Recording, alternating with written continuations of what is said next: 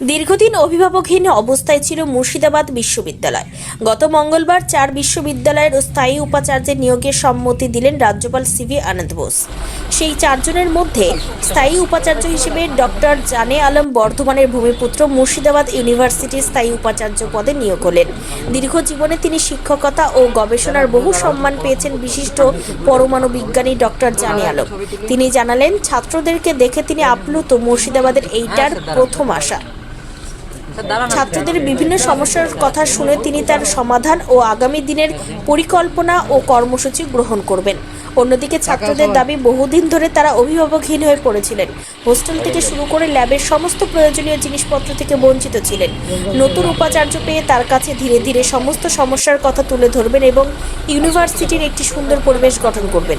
আমাদের তো অবশ্যই একটা দাবি ছিল যে আমাদের তো যে ইউনিভার্সিটি ছিল মুর্শিদা ইউনিভার্সিটি, সেটাতে একটা ভিসির মানে অনুপস্থিত ছিলেন। মানে পার্মানেন্ট ভিসি আমরা কোনোদিন পাইনি এর আগে। তো আজকে এসছেন, আমরা পেলাম। তো অবশ্যই স্টুডেন্টের পক্ষে এটা খুব একটা মানে আনন্দের মুহূর্ত যে একটা পার্মানেন্ট ভিসি বা অবশ্যই একটা ইউনিভার্সিটি একটা স্টুডেন্টের কাছে সবার কাছে একটা ভালো জিনিস।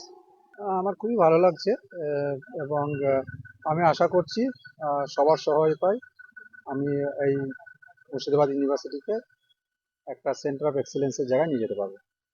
এই অভিভাবকহীন হয়ে অনেকদিন ধরে ভুগছিল, মানে এমনিতেও ইউনিভার্সিটিতে ঢুকছিল।